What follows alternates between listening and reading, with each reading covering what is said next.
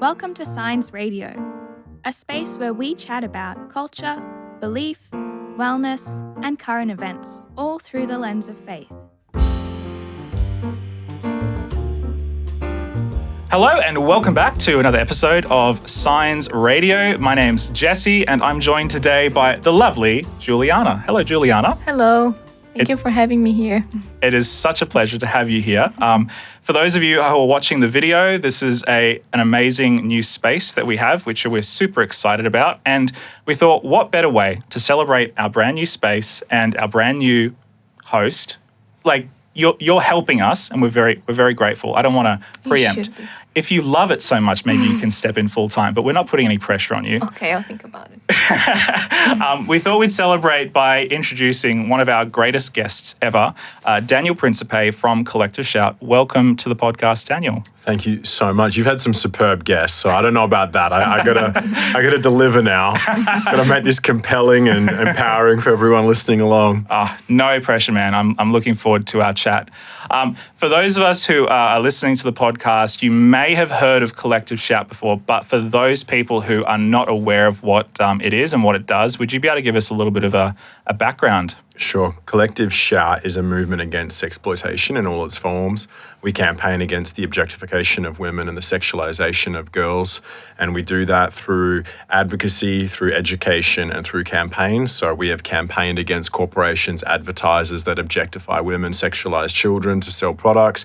We have advocated for things like age verification and other political policy changes. And then the part that I spend most of my time doing is the education, so working in schools and communities to educate people on the harms of objectification, pornography, porn culture, as we call it, and to look at how that's shaping our views of men, women, sex, sexuality, violence, respect, consent. And so that's where I spend a lot of my time.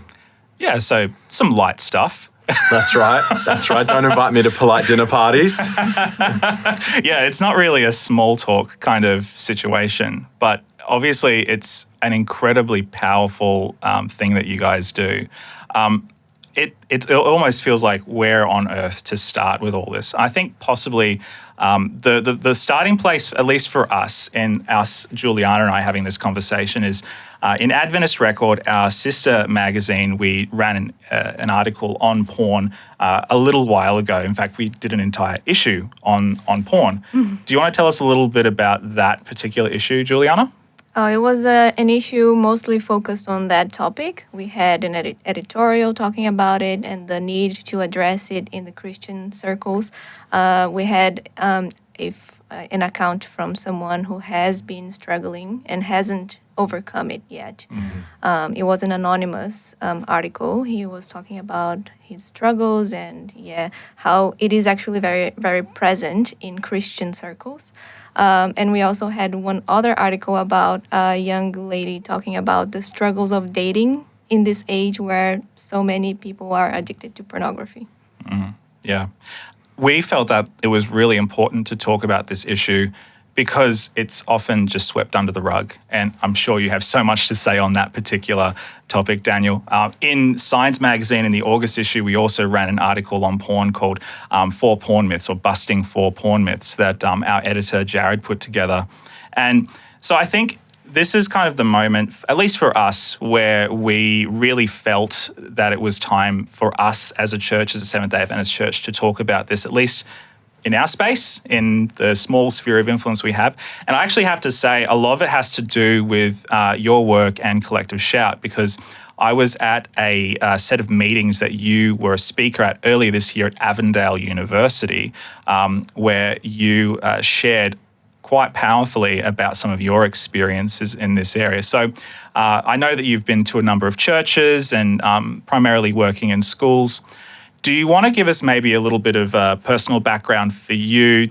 How is this personal for you particularly? Sure. Well, thank you. And it's a privilege to share within your own communities. I've loved the warmth and welcome from the Seventh-day Adventist communities to come and share in different contexts and to, again, speak today because it's just something that affects everybody. And I admire the courage of any organization and any institution, whether it be a school, a community, a sports club, a corporation that we've engaged with, or a faith community who says, hey, this is affecting people and this is hurting people. It's hurting relationships, and we want to do something about it. So I commend you guys, and thank you for being brave and hopeful in inviting me into this space. Not everyone wants to do that, but I want to honor that. It's not a small thing, and I on that note, recognize, the importance. I do this work in part because of my own story of being exposed to pornography at 11 years of age, and having that shape my ideas about all those really significant topics we listed before, because it acts as an educator, it acts as a sex educator, but it teaches us about so many very significant things that impact our lives. And so it's been something that I now am so privileged to be able to speak about and share with, and to talk about that with so many people, but within the school's context. And that came about through meeting my colleague Melinda through Collective Shout probably 9 or 10 years ago. And when I listened to her give a lecture, I thought this is such a prescient analysis of what is actually going on culturally. It's just making sense of so much of what harms men, harms women, and how it isn't leading us to have healthy, fulfilling, loving relationships and to care for one another. It is dehumanizing. That is the epitome of objectification, is ultimately it would dehumanize one another. And I think this is what this medium does. And because of how it affects our brains, which I'm happy to speak to, it is very powerful in doing so, in terms of how it shapes beliefs and attitudes. And so my background is I'm a former health professional, and then I did postgraduate studies at the University of Sydney in media and PR. Very fascinated in propaganda. I've worked in both politics and health and behaviour change, which is all propaganda is. At the end of the day, it's behaviour change, just to what end? And so we can either try and shape people's attitudes and therefore behaviour in a healthy way, in a way that minimises harm, or in harmful ways. And I would argue, and I'm certainly not the first person, the second wave feminists very much did, is that pornography is the most potent form of propaganda that we have served up to civilization. Wow.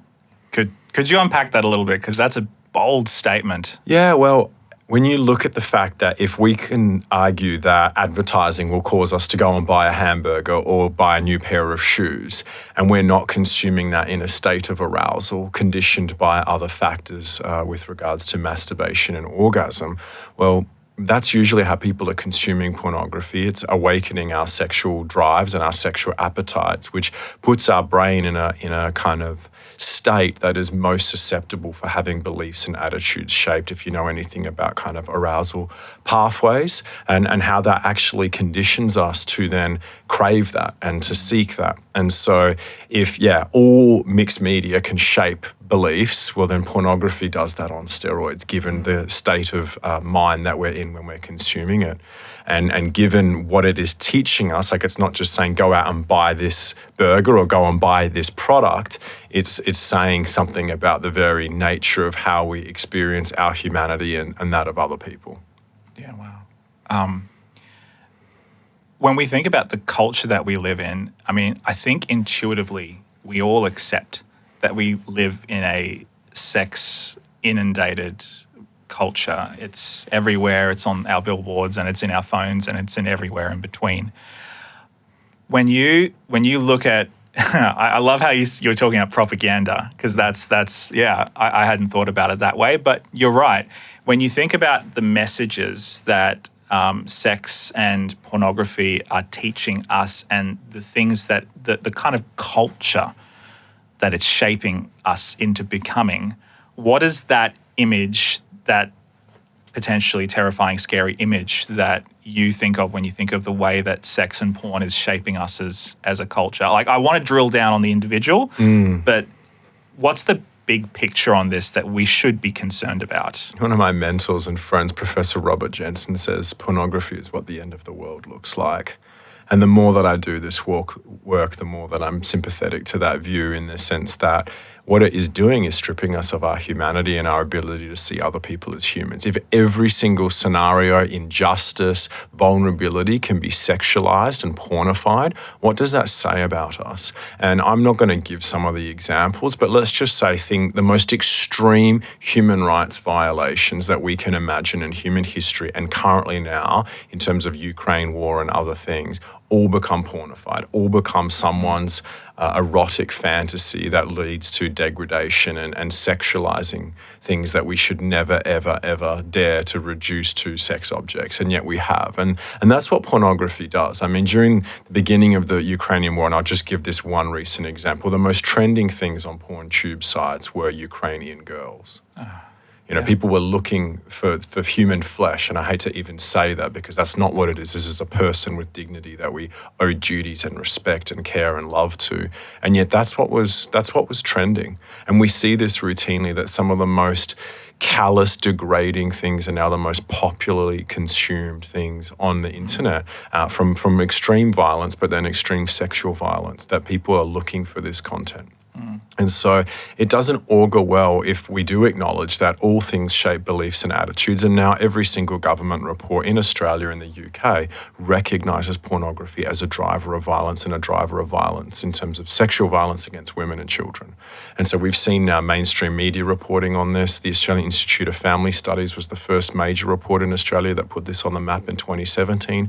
Since then, we've had Our Watch, which is the peak body to address violence against women and children, have also reported this in 2020, and even the recent National Plan to Address Violence Against Women in end of last year in December also recognises pornography as a driver of violence. So if at the same time that pornography has, in a sense, become more mainstream in terms of ideas and behaviours and sexual language, has become more mainstream, it's also become more racist, more sexist, more violent, more degrading.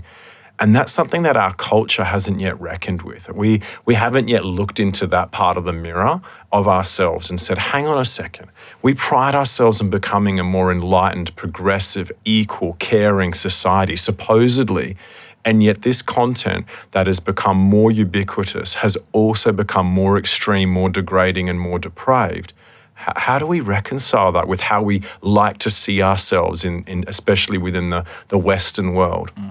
I find it, something that I like to put out as just a consideration for us all to think about. How is that so? And what are the ramifications of that? And we're seeing that every day. We hear more stories of sexual harassment, sexual assault at schools, let alone what's happening in private homes. We see this stuff spilling out into public spaces with young people and at younger and younger ages. And that, for me, is what I get concerned about, because I see this loss of empathy, and the research is clear that the combination of social media, sexualized media, has a very serious and negative impact on people's capacity for empathy. And if we lose empathy, like, what do we have? Like, that's just a more modern way of saying compassion, which is to suffer with someone, to enter into the suffering of another. And if we lose that, where to? Where to? And I would suggest barbarism. Like, that's the descent, right? And a chap who wrote for Collective Shout anonymously, he wrote about his descent into hell, consuming pornography and where it led him. And most people that I think step back and look at this for what it is recognizes that. And to quote Professor Jensen again, he says, most men have never really seen pornography. And what does he mean by that? Because 90% of Australian men have been exposed to pornography, 20% consume every day, and 40 to 60% every week. So he's not clearly talking about who's watched it, but what he's saying when he says most men have never really seen pornography is you haven't stepped back and looked at this for what it is. To look at the realities here of what is actually happening to this person on screen, and what that says about me and what that says about our society. Is there such a thing as ethical pornography? It's a term that the industry loves to use to distract from the fact that what they constitute as unethical, like, because then are you saying that 99% of it is unethical, because what's claimed to be ethical makes up less than 1% of this industry. So are you suggesting, therefore, the rest of it is unethical? And let's sit with that. Let's not use that as a smokescreen. So you're therefore suggesting most pornography is unethical. And by what standards? Well, it's violent, it's degrading, it's whatever conditions they talk about, potentially underage, given how many millions of videos have had to be taken offline because it was sexual assault and of children and crime scenes. So let's deal with the fact that we're therefore meaning that most of this is unethical by their own standards. But if we were to then engage and humour them with such an absurd claim that pornography could ever be ethical, I've always asked for a definition. and none is ever forthcoming. Like, give me a framework then. What would make it ethical? And there's not some hard, fast definition. And then you would then ask to say, well, can you show it to me? Because people say, oh, that ethical porn. And it's like, well, can you show that to me? Does it even exist? Is it even possible to be created? And I would say no for several reasons. And we have to look at the harms to the performers themselves, whether they recognize or experience them to be harms in and of that moment, because most of them don't recognize harms until they leave the industry.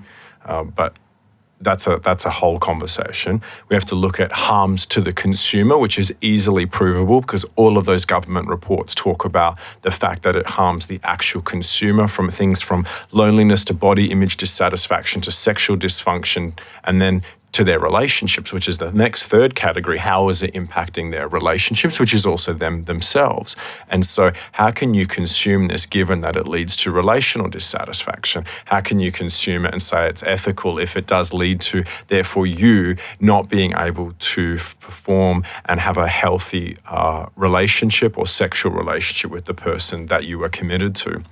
And then fourthly, what are the consequences broadly for society through the normalization of pornography and its harms? And then fifthly, the drive for demand for things like human trafficking, which is not a bug, but a feature of the porn industry, given the vulnerabilities of people that enter into it. Like, most people that enter in have been exposed or been involved before they're 18. There are so many layers of vulnerabilities, and when you look at childhood sexual abuse, Professor Max Waltman's book, Pornography, The Politics of Legal Challenges, he looks at what were the vulnerabilities of a lot of the people that entered into pornography, and it's harrowing stuff. These are very vulnerable people. And so we have to reckon with that first. And so if we were to look at all those categories, it's pretty hard to therefore say that this is not doing any harm. So I would say the onus would be on the person making that claim to define it, prove it exists, and then prove that it's not doing any harm to any one of those categories. And so, yeah, it's a case closed thing. And for me, it's just such a distraction that the industry uses to not actually reckon with the harms being actually done that are demonstrative across the board, irrespective of political persuasion, recognizing the harms of pornography. Without getting into the, harrowing specifics too much, I did want to highlight what you would just touched on as far as the entry point that especially girls have into the industry and the exploitation that goes on there. I think a lot of people kind of understand that a little bit, but I also think that most people don't really consider that too much. Would you be able to just give us a broad overview of the practices initiated by porn directors, producers, production companies to get girls in, and what's that experience like for them? Sure. So Professor Waltman looks at the vulnerabilities of especially these women, but it's the same of gay men and any other kind of pornography in terms of how vulnerable a lot of the people are that enter in. So for heterosexual women who've entered into the industry, 50% of them were either at or below the poverty line the year before they entered into the industry. They have 70 to 80% of them have post-traumatic stress disorder, higher than returning veterans.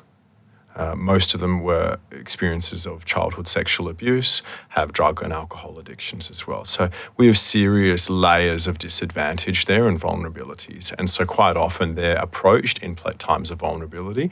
And I have met enough and spoken to and listened to enough stories of these women who said, they were being approached in very, very vulnerable times, usually using this lover boy method, which is this whole very nice, very sweet to you to get you on side, like kind of the love bombing thing, if we've ever heard about that in dysfunctional toxic relationships, that same thing, buying you gifts, being very sweet to you, going above and beyond. And so you flutter with all hormones that make you attached to this person, which is the whole idea of love bombing.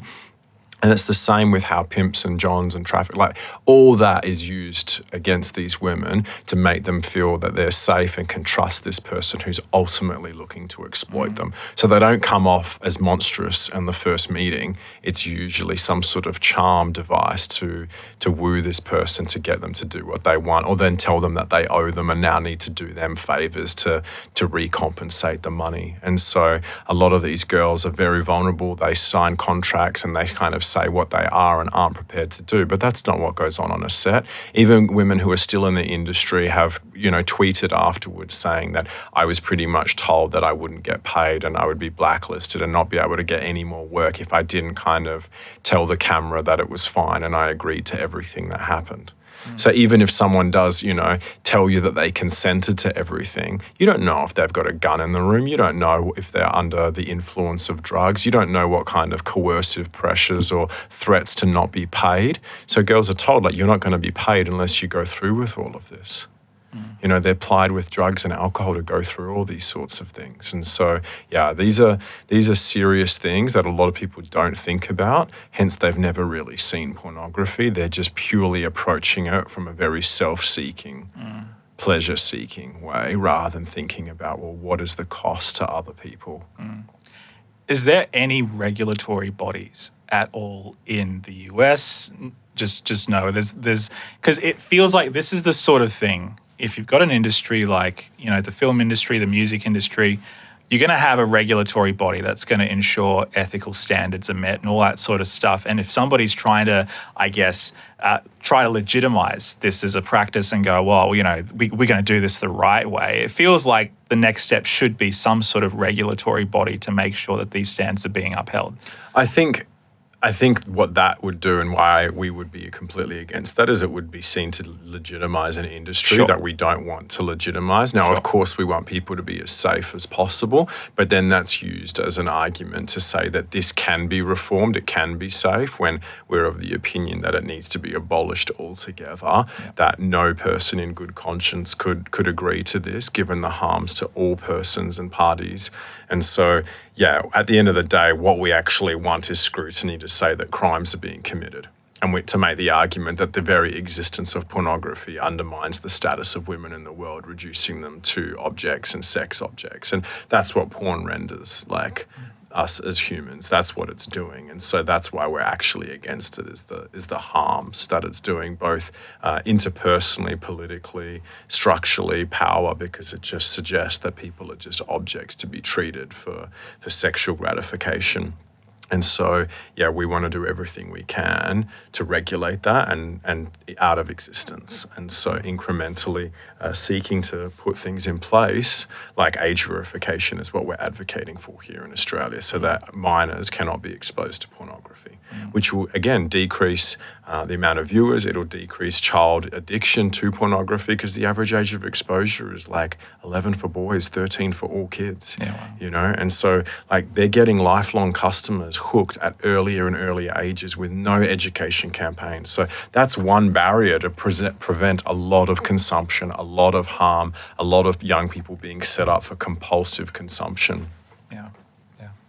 Yeah, you were talking about your experience of seeing porn for the first time at 11 and sharing some information on the age that children are exposed to pornography.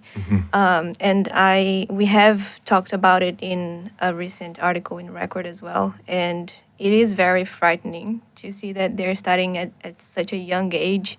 We had some data in the article saying that by 14, 94% of children will have seen porn. And that is very troublesome for parents who, I'm not a parent yet, but when I see this, I think about the day that maybe I'll become a parent, and I think about my children. What would you say is something that parents can do to prevent their children from, even though they will come across pornography, how can they not become addicted? Yeah, I'd love to say that we could stop it, but I think it's just a matter of when, not if. And it's about making sure that we've had enough healthy, non-fear-based, non-shame-based conversations, that there are harmful things that you may be exposed to online. If you see them, you're not bad, wrong, you're not in trouble, you're not wrong or evil because you've been exposed to pornography. Usually it's because someone else has shown them or a pop-up. Like, how is that the child's fault? And that's what I say to young people routinely. They're not in trouble, and the parents need to know that.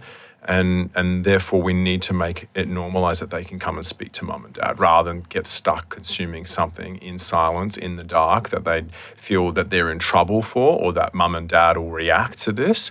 And so we just got to normalize having the conversations so that if and when that does happen, that we can minimize the harm or hopefully earlier intervene on it all. And so, yeah, I think a big message to all people is like, you're not bad or wrong if you've been exposed or consuming pornography. Like, you've been preyed on by this billion-dollar industry. Like, for example, in my workshops, like I ask the boys, like from year 5 upwards, how many of you have had sex bots drop inappropriate content into your Snapchat, TikTok, gaming feeds? Year 6 boys, 50 to 60% of them have had this happen. By year 9 and 10, it's 100%, 95 to 100%. And so they're not searching for it. They're just going online and it'll find them. And it doesn't matter how wonderful a parent you are. It's not a poor reflection of your parenting. It's not a reflection of your child. It's a reflection that, as I've said routinely, we as a society have put the interests of the billion-dollar porn industry ahead of the well-being and rights of children. That's what we have all permitted and allowed, because we've done nothing to put barriers in place and to educate and to equip parents and educators and caregivers to help children navigate really difficult times. It's not the kids' fault. It's not their fault, and nor is it the parents' fault. And there's too much put on parents. So the porn industry wants to just say, well, parents should just monitor it at home, like they should put blockers in. But the reality is porn pops up everywhere. It's an unfair fight. One parent, one single mum, one single dad, or even a married couple, even a good, healthy community up against this $100 billion industry. It's not a fair fight. So we actually need help as a society to do all we can to put the well-being of children first. Speaking of children, I feel like this is low-hanging fruit, but we're going through a period in time where masculinity is becoming more and more examined, renegotiated, questioned. And in the void of good masculine figures are others like, again, the low-hanging fruit is guys like Andrew Tate, guys like him. And they have a message that, though most of us, I'd say, look at it and go, what a load of rubbish, is nonetheless resonating with some young boys not some, I should not minimize, for a lot of young boys for whatever reason. What are your thoughts on that in this whole conversation? It seems like this is very much not a side issue, but this is a related issue. Absolutely. I stay up at night wondering if we have teenage boys plus a time of Andrew Tate and worse and pornography, what is the outcome of that going to be? So when people lament that we're not producing enough good boys or boys aren't acting well, blah, blah, blah, I'm like, are you surprised? Like, I'm more shocked when I see a decent, courageous, respectful young man, because they are having to push against so many toxic forces that undermine their efforts and perhaps their parents' and families' efforts to be good, decent, respectful, kind, empathetic young men. Because I can tell you now, working with tens of thousands of boys across this country, those decent, sweet boys get absolutely hammered, ridiculed, mocked, humiliated routinely for just daring to be half decent. So we've made it pretty darn hard for them. And then they have to fight back against the porn industry, and then people like Andrew Tate giving mixed messages about what it is to be a man, and with really dangerous ideas, because it's mixed in with some sensible things that you can't disagree with. If Andrew Tate tells you to drink water, or work out, or go to sleep, like, great, can't argue with that, and I could spend all day talking about some of the really harmful things that he's done and how he's never acknowledged that harm and that he's profited from exploiting women and exploiting men in that process to make his money. But boys are clearly looking for some figure. And they have in every generation and in different subcultures. We've put different people on pedestals and we've looked to them. And it says something. And we have to sit with that, because boys are clearly looking for something in this culture. And whether it's right or wrong, they feel overlooked. They feel a sense of, well, we've been missed out, we've been left out. And I get that in some ways. I'm not saying I necessarily agree with it. I'm saying from their perspective that they feel like they just hear how they're terrible, not how they could be great. and what they could do and how they could show up in the world as their best selves with their talents, gifts, abilities, forming healthy relationships to themselves, to one another, and into the future. And I don't think we've given them an aspiring vision worth fighting for. And so in the end, someone else will fill that void. And so a lot of boys feel disenfranchised. And I get it. There's a lot of older men who have maybe been successful and benefited from toxic power relations in society and benefited from things like how the world was structured once upon a time in terms of women's place and men's access at the table. But that's not the case for a 15-year-old boy right now. No. Like, he's not benefiting from that old man's successes and how he's experienced the world, which was far more stacked in that older man's favor for him to succeed as a man in the world. The world's changed, and for good reasons, and I'm grateful that it has. But these boys therefore feel like, well, hang on a second, we get blamed for things, and whether that's true or not, that's how they feel. So I have to I have to do so much, like clear the cultural baggage when I enter into a room with young men, because they think I'm here to beat up on them, to hate on them for being boys. They think it's this or that, and I have to like try and clear the air to talk about what I'm here to do is critique the culture that I think is limiting you guys from being your best, healthiest selves, but champion you as individual young men, as friends, to go out and do all you can to show up in a healthier way as young men. I'm wondering what that image looks like, because, you know, what you say is so true. Young men who don't have a leader, who want purpose, meaning to make a difference in the world particularly, they will look to often a strong man, somebody who's successful, somebody who's done something of worth, and they'll want to be like that person, whether it's, you know, a Jordan Peterson type or a Donald Trump or an Andrew Tate. Not that they all belong in the same category, but they belong in similar, separate categories. Mm-hmm. So what is that image? Like, I'm thinking of the teenage boys, and I'm thinking of the young, you know, they see 21-year-olds. Success, they see strength, they see someone who can hold their own. And rightly or wrongly, how much ego you think those particular men have. Two more than the other one. Yeah. And I'll let you guys playing along at home work out who I'm talking about there. But they see that success, that defiance, that kind of swagger, and they find it attractive. And let's be honest, confidence is attractive in anyone, but it has to be true confidence, not narcissism, not this kind of obnoxiousness. But when you see someone grounded in themselves, and that doesn't mean that they're loud and obnoxious, it just means that they have this groundedness in who they are. And I think we mistake that obnoxious kind of ego with true confidence, that this real sense of, I'm okay with who I am, therefore I can be meek. Which is a virtue, which is something I love to bring up always when we're talking about masculinity and being healthy, is like, can you allow other people to succeed? Can you create space for other people at the table? Do you use your gifts, your talents, your strengths to make the world a better place for other people, or is it self-centered? And so I think there's elements that they're attracted to, but it's not the full end of what those gifts and talents are. Just like all of us sitting here and those listening, we all have gifts and talents, but they're not just to serve ourselves. Far from it. Far from it. And so I think there's the missing end of like, well, why do I have what I'm given?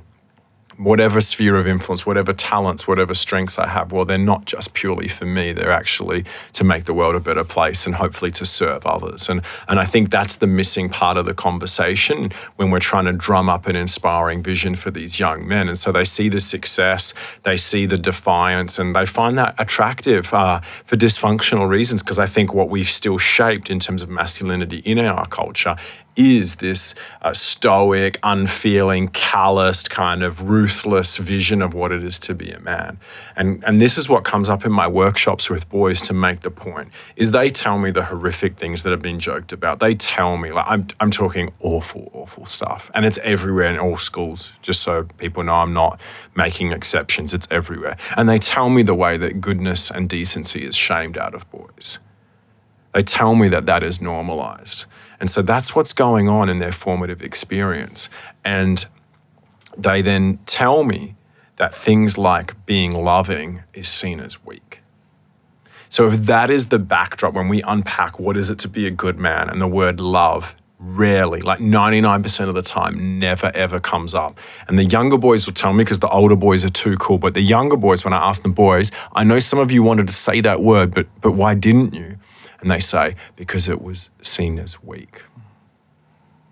What a tragedy that the most powerful force, this phenomenon, love, that has changed the world in every way that you look at it, has led men and women to do extraordinary feats, to sacrifice everything, to create, to build, to dare, to adventure, to imagine, is seen as weak.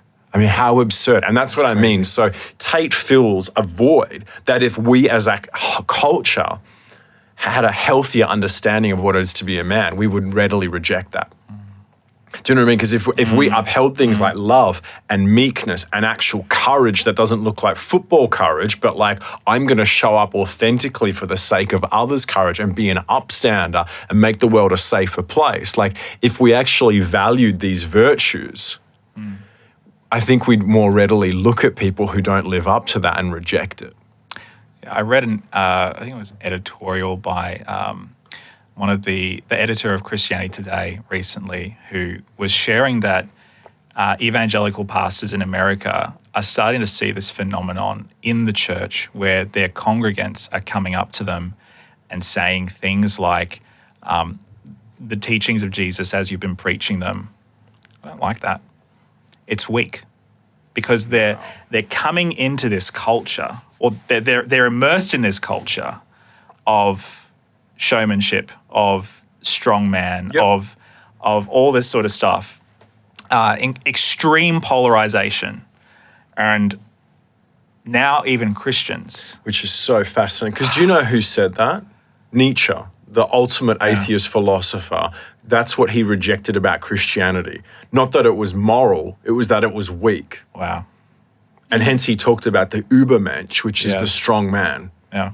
And so he saw it as weak because in Christian tradition, irrespective of how people understand it, to faithfully represent it, I think it's, my best account would be that it's about love and humility and meekness and kindness. And so, if you're in a culture that prizes the opposite of that and dominance and control, that's going to look weak. It's almost so that's fascinating. I had no idea about that, but it doesn't surprise me with what I'm seeing and what's just being generally valued. Yeah, it's almost like we're going back to the Roman Empire in a way. Sure. Which is crazy. Yeah. Anything to... in talking about toxic masculinity, I have a lot of single friends who struggle in the dating world because, pornography is such a big issue and it's making dating violence a more frequent thing today. And is there any hope for people that are looking for, a loving relationship these days? Because apparently 76% of young Christian adults have actively searched for porn. And so that is an issue present also in Christian circles, just as much as outside of the church. Yeah, thank you for acknowledging that. A couple of things. Toxic masculinity, I don't always use that expression. I know what it means, but it can get some people offside, especially young men who think that means you think that all maleness is bad or it's bad to be a man. So I usually talk about harmful stereotypes or unhealthy stereotypes. Just I wanted to touch on that because I want to invite people into the conversation. And there is a lot of culture wars baggage on so much of this stuff. But to your point about dating, it's fraught. I have a lot of single female friends, and sometimes they call me and ask me, like, I'm on date 2, Dan, or I'm on date 3, and when do I got to ask the porn question? And we kind of troubleshoot that and work through it. And I think it's a really important conversation to have. I was speaking with some educators recently who do premarital prep, and I was talking about I think we need to ask better quality questions when it comes to understanding this, not just do you consume or have you consumed, but what have you learnt from pornography? What has it taught you? Because if you can't articulate that, in my mind, you probably don't have the emotional awareness that's worthy of uniting your life to someone else's and getting married. Because it shows your capacity for self-reflection, both emotionally, intellectually, to be aware of your own state of mind. And then equally important is, okay, you've identified how it's harmed you. Can you tell me what you've done to adopt a healthier vision of sexuality, of bodies, of intimacy, of love? What have you done? What does that look like for you? What's the journey you've gone on? Because I've had to unlearn a lot of unhealthy things from pornography and still on the journey. And as I said, everybody, I'm not some angel on a cloud talking to you guys. I'm on the journey too. I'm still managing myself in a hypersexualized world when I've been harmed by porn. And also the people I love and care about have, either directly or indirectly too. So what am I doing to unlearn, as Dr. Andrew Bowman talks about, that pornographic style of relating? And that's not just sexually, that can even just be in how you see power, how you see roles, how you see love, how you see like even just gentle touch in a platonic sense to your male friends and your female friends. And so I think it's really important to not just be like, have you consumed? Because that doesn't tell us a lot of quality information in my mind. It's what has it taught you and what have you had to unlearn and what are you now learning?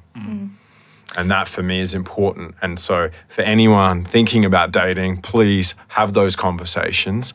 And I think the beauty is that like, that is what excites me. That's what we need to be working towards, because the reality is no one is fully healthy. And we know that psychologically, we know that physically, and we also know that sexually. We are all on a journey. And so I think it's more just trying to find someone who is at least honest and transparent about theirs, and that you have similar shared goals on where you're heading. So this morning I spoke with a man whose pornography use escalated to him purchasing women in the sex industry.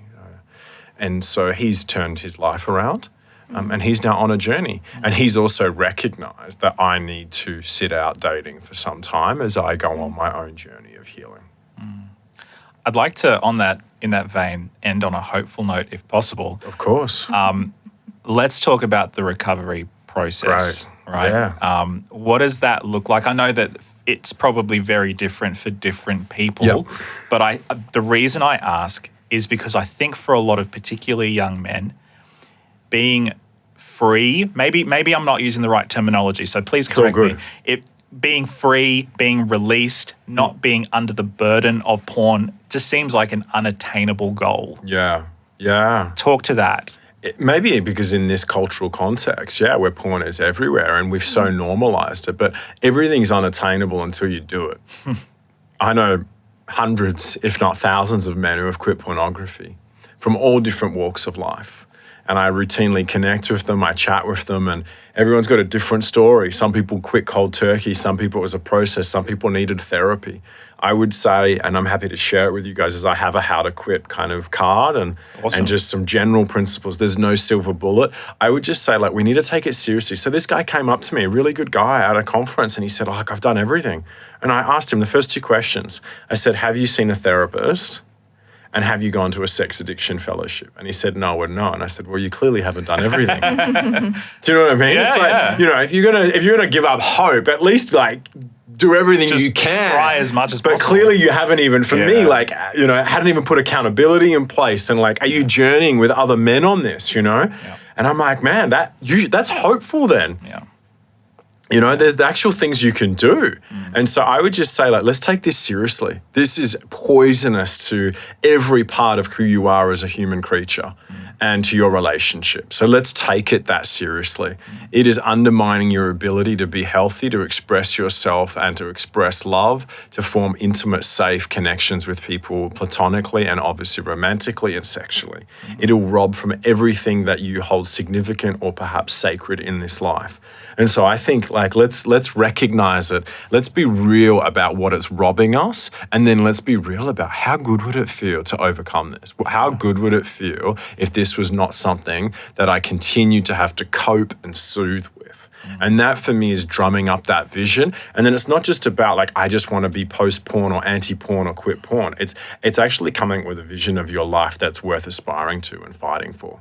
And that for me is part of the goal, and then taking a stock take on like, what do I need to put in place so that I can go and do the things that make me come alive, that recognize my triggers, that recognize when I'm most tempted, to minimize that, because there's no superheroes. You can't do it alone. You need friends, and you may need serious support. I know a lovely man who I would have said was one of the best guys I know, who was struggling, and he brought this into his dating, into his engagement, into his marriage. And it wasn't until his wife was screaming at him in the kitchen, crying on the floor because of how much it had robbed them. And that was when he was like, I need to do something about this. And for me, I just want to say to people, don't wait for it to get that bad. Don't wait for it to get that bad. Like, recognize the harms. Don't kid yourself. The good news is, in that moment, he finally recognized the harms, and he's now been sober for 3 years. Amazing. And they've now welcomed a child into the world.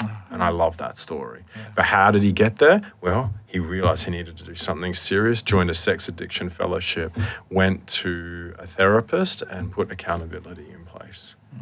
And I love that. And like, we need more of that. And we just need to normalize it. And we need to help people on that journey.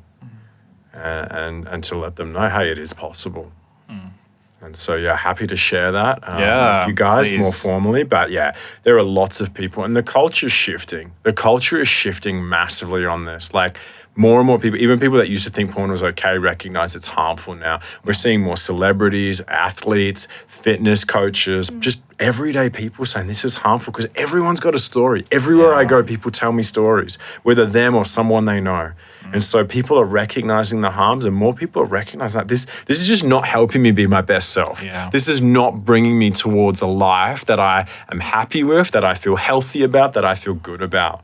And so, yeah, I think that culture is shifting, which I think is going to make it easier to just normalize talking about it and banding with others to say, like, we want something more for our lives, which is why we're doing this. We're very pro-sex and healthy relationships, and just very anti-porn and its harms and destructiveness. Anything from you? Cool. All right. Well, I think that's a good place to cap this off, Daniel. I really appreciate the time you've been able to spend with us, man. If people want to find out more about Collective Shout and your work, where are they going to go? Great. Head to collectiveshout.org. Head to Collective Shout Instagram page. You can find me at Last of the Romans on Instagram, where some of these things I've already shared about. You can find some more of my reflections. But thank you for the conversation. And I just want to, again, thank you guys for being brave, courageous. Like, this is done from a place of hope. Like, if we didn't care about people, if we didn't care about love and faithfulness and people being healthy, we wouldn't speak about these things. Yeah. But I remind people the reason we actually talk about this is because we care for people, we love people, and we want them to thrive. We want them to flourish in themselves and in their relationships. And so thank you for this, and thank you for letting the light in on this. So thank you both. Awesome. No, absolute pleasure. And if you want to find out more, you can head over to signsofthetimes.org.au to read the article that we wrote for the August issue. Apart from that, thank you, Daniel. We'll put all the stuff in the show notes, so you can head to Collective Shout to find out all more resources, and we'll see you next time. Thank you, Juliana. Thank you, Daniel. Thank you, Juliana and Jesse. Thank you both. This episode was based on an article appearing in this month's Signs of the Times magazine. A print subscription is $28 a year, or just $14 for a digital subscription. To find out more, visit signsofthetimes.org.au.